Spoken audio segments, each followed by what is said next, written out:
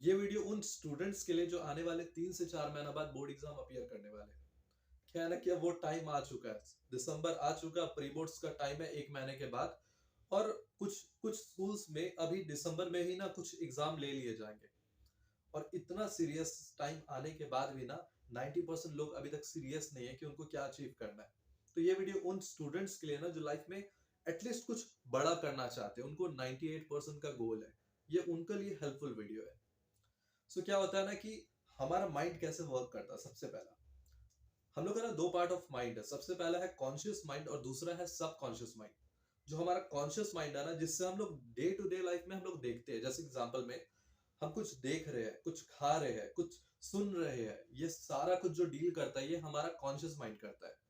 लेकिन एक और माइंड है सब कॉन्शियस माइंड, जो हमारे बैक ऑफ माइंड रहता है, जो सारे चीज को कंट्रोल करता है। हमारा लाइफ कैसे जाने वाला, हमारा सक्सेस कैसे जाने वाला है, वो ये कंट्रोल नहीं करता। आप क्या खा रहे हो, किससे बात कर रहे हो, कोई मतलब नहीं है।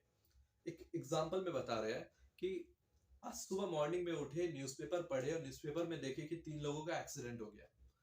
कल उठे, कल न्यूज में ये आ रहा है कि इतने लोगों का मर्डर हो गया।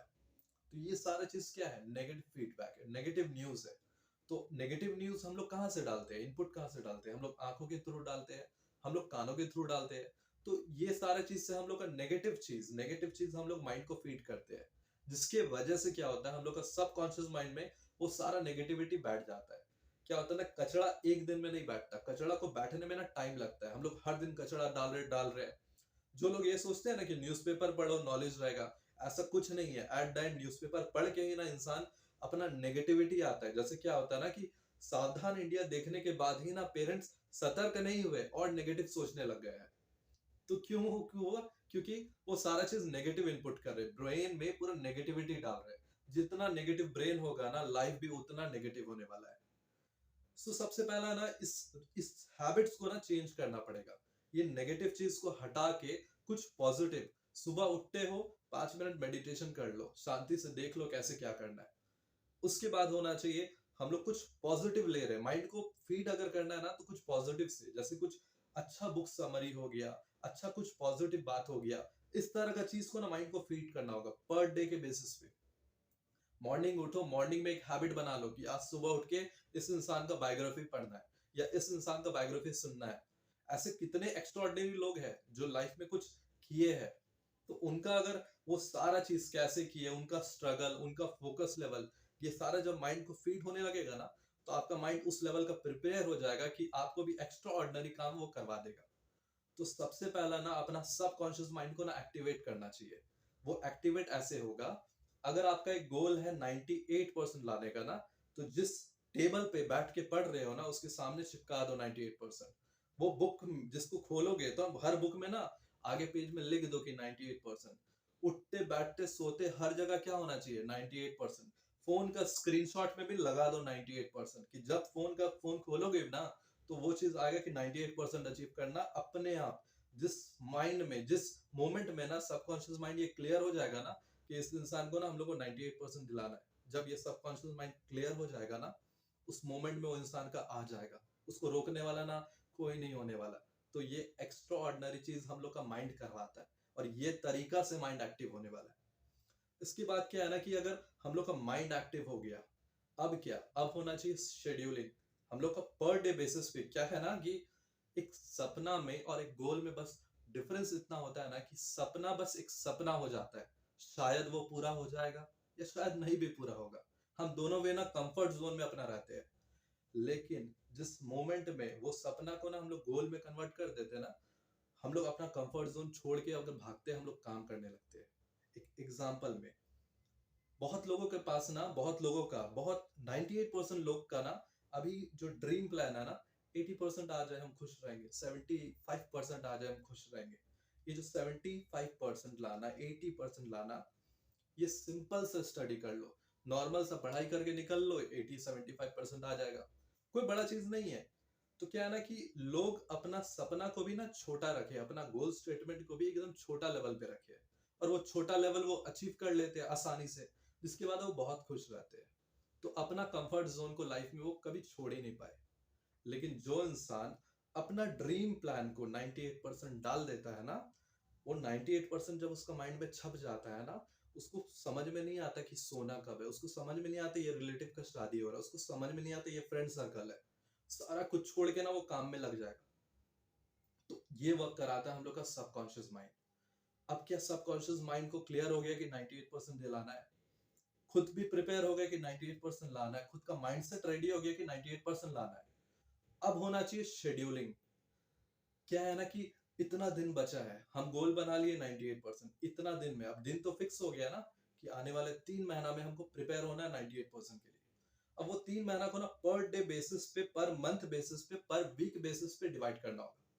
सबसे पहले आज का टास्क ये होना चाहिए, और वो टास्क का एनालिसिस उस रात में ही होना चाहिए। जैसे कि अगर हम लोग 24 घंटा बनाए, 24 घंटा हर इंसान को मिल रहा है, उस 24 घंटा में 8 घंटा हम निकाल लिए खाने पीने सोने सब चीज के लिए, ठीक है। लेकिन अब जो बचता है 16 घंटा, इस 16 घंटा में सपोज मान के चलो कुछ इंस्टीट्यूट में पढ़ रहे होगे या कहीं ट्यूशन ले रहे होगे या कुछ भी सर्टेन चीज, मान लो 5 घंटा उस चीज के लिए निकाल दिए। अब जो रेस्ट ऑफ टाइम जो बच रहा है, एटलीस्ट 8 घंटा तो निकल रहा है ना खुद के लिए, तो 8 घंटा अपना गोल पे काम करोगे। अब वो 8 घंटा को ना ऐसा नहीं होना चाहिए, क्या ना, बहुत लोग का ना प्रॉब्लम ये है कि एक सब्जेक्ट उठाए 8 घंटा पढ़ने लग गए, एक सब्जेक्ट उठाए अगला दिन 8 घंटा पढ़ने लग गए। ऐसा काम नहीं चलेगा। वो 8 घंटा को एक स्पेसिफिक टाइम बाउंड में हमको लिखना पड़ेगा। जैसे एग्जांपल में, सुबह 6 बजे उठे, 6 से 7 एक सब्जेक्ट को हम पढ़ के निपटा दिए, स्कूल से आएंगे, स्कूल से आने के बाद 4 से 6 बजे तक मेरा ये सब्जेक्ट होगा, 6 से 8 ये सब्जेक्ट होगा, 8 बजे हम एक ब्रेक लेंगे, ब्रेक लेंगे 8:30 तक, ये 8:30 के बाद 10:30 तक हम ये सब्जेक्ट पढ़ेंगे, 10:30 के बाद फिर 15 मिनट का ब्रेक लेंगे, 15 मिनट के बाद हम फिर हल्का फुल्का घूम फिर के फिर 10:30 से बैठ जाएंगे, फिर 12 तक पढ़ेंगे। इस तरह का कुछ शेड्यूलिंग प्लान होना चाहिए खुद के लिए, क्योंकि हर इंसान का स्ट्रेंथ और वीकनेस, जिसको हम लोग शॉर्ट एनालिसिस बोलते हैं, कि हर इंसान का स्ट्रेंथ भी अलग है, वीकनेस भी अलग है। अगर मेरा देखा जाए तो मेरा क्या है ना कि मैथ्स स्ट्रांग है, जो कि मेरा स्ट्रेंथ है, लेकिन इंग्लिश मेरा वीक पॉइंट है, जो मेरा वीकनेस है। तो क्या है ना कि मैथ्स में अगर हम कम टाइम भी दें ना, हम बहुत अच्छा प्रिपेयर कर लेंगे, लेकिन इंग्लिश में सेम चीज मेरे को ज्यादा टाइम देना पड़ेगा। तो खुद का स्वॉट एनालिसिस हर बच्चा को पता होना चाहिए कि मेरा वीकेस्ट पॉइंट क्या है और वीकेस्ट पॉइंट में हम कितना एफर्ट लगा रहे हैं, स्ट्रॉन्गेस्ट पॉइंट क्या है और स्ट्रॉन्गेस्ट पॉइंट में हम कितना एफर्ट लगा रहे हैं। तो एक शेड्यूलिंग प्रॉपर होना चाहिए, और वो शेड्यूलिंग पर डे बेसिस पे होना चाहिए और फॉलो होना चाहिए। हर इंसान अपना एक शेड्यूल बनाता है, लेकिन अगला दिन भूल जाता है कि नहीं फॉलो हुआ। प्रॉब्लम क्या है कि हम लोग सोशल बीइंग है, हर दिन कोई इंसान मिलने आ जाएगा, कोई रिलेटिव मिलने आएगा, कोई हम लोग को बुला देगा। ऐसा पॉसिबल है, सबके साथ होता है, मेरे साथ होगा, आपके साथ होगा, हर इंसान के साथ ये पॉसिबिलिटी है। लेकिन क्या होता है कि अगर 7 से 8 मेरा ये टाइम था ना, इस टाइम में हम पढ़ लिए, सपोज मेरा 8 बजे का शेड्यूल ब्रेक होता है, 8 बजे वाला शेड्यूल ब्रेक हुआ 1 घंटा के लिए, तो क्या ना, हम अगला वाला शेड्यूल को पकड़ के फिर हम फॉलो करेंगे। तो इस वे से शेड्यूलिंग फॉलो होना चाहिए। और हर रात में खुद का एक एनालिसिस, एक स्कोर बोर्ड तैयार कर लो, एक चार्ट बना लो खुद का कि आज ये डेट में मेरे को ये सब्जेक्ट पढ़ना था, इतना देर पढ़ना था, इसमें हम इतना देर पढ़े हैं, खुद का हम अपना टेस्ट लिए है, इस टेस्ट में इतना आया। ये प्रॉपर पता होना चाहिए हर एक इंसान को। और ये जो स्कोर बोर्ड है ना, ये हफ्ता का बेसिस पे ना ट्रेस करो कि एक हफ्ता, ये 1 वीक के बाद ना, हम लोग ग्रो किए हैं या गिरे हैं, ये ग्राफ मेरा ग्रो किया है या गिरा है। और ये जब 1 वीक का रिपोर्ट आ जाएगा ना, इस सबको अक्यूमुलेट करके ना, 1 महीना का एक एवरेज निकालो कि 1 महीना में हम लोग का, हम यहाँ से स्टार्ट किए थे और एग्जैक्टली अब यहाँ पे अचीव किए। अगर ये अचीवमेंट सपोज 70% मार्क्स से आप स्टार्ट किए हो, और उसको 80% अगर एक हफ्ता में, 1 महीना में अगर कन्वर्ट कर दे रहे हो, तो ये पॉसिबल है कि अगला 1 महीना में वर्क करके वो 80 को 90 लाना भी पॉसिबल है। और जिस दिन वो 90 आ गया ना, तो 98% लाना भी पॉसिबल है। तो ये एनालिसिस वो अचानक नहीं आएगा सक्सेस, वो पर डे बेसिस पे ना हर वर्क में दिखेगा। तो ये ग्रोथ होती है। तो जिस वे से शेड्यूल हो गया, हमारा सबकॉन्शियस माइंड क्लियर हो गया ना, कोई भी इंसान उसको रोक नहीं पाएगा। किसी भी सिचुएशन, किसी भी फैक्टर में आ जाए, जब एक इंसान सोच लेना, ठान ले कि वो कुछ करना चाहता है, वो करके ही छोड़ेगा। सो ये बेसिस होती है एक गोल्स की, हमारा माइंड कैसे वर्क करता है, कैसे एक इंसान सक्सेसफुल होता है। ये सारा एक हेल्पफुल वीडियो है। अगर सही समझ में आया ना, तो हर लोगों को शेयर करके ना बताओ कि एग्जैक्टली कैसे करना है, कैसे पढ़ना है। Thank you.